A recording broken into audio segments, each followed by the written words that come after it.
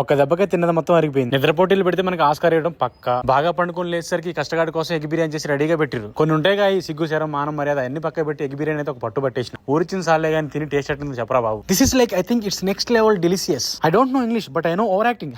ఇక మొదలెడదామా అన్నట్టు ఈ గుట్ట ఎక్కడో మీకు తెలిస్తే ఖచ్చితంగా కామెంట్ చేయండి. బిర్రగ తిని ఎరటానికి ఈ గుట్ట ఎక్కుతున్నా నా స్వామి రంగ రామరామా.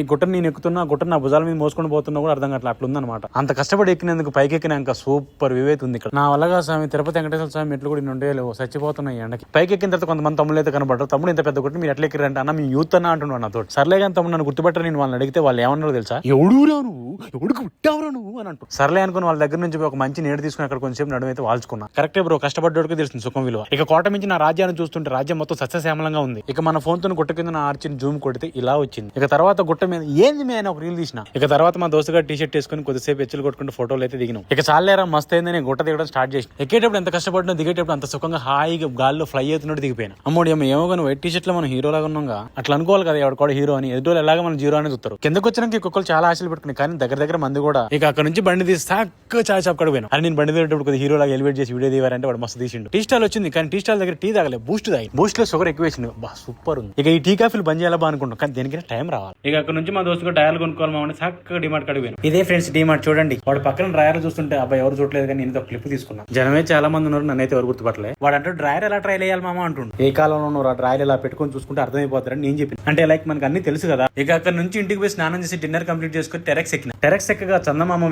ఇలా ఉంది. ఇక ఈ రోజుకి వీడియో అయితే మళ్ళీ నెక్స్ట్ వీడియోలో రేపు కలుద్దాం. అప్పటి వరకు బాయ్ బాయ్.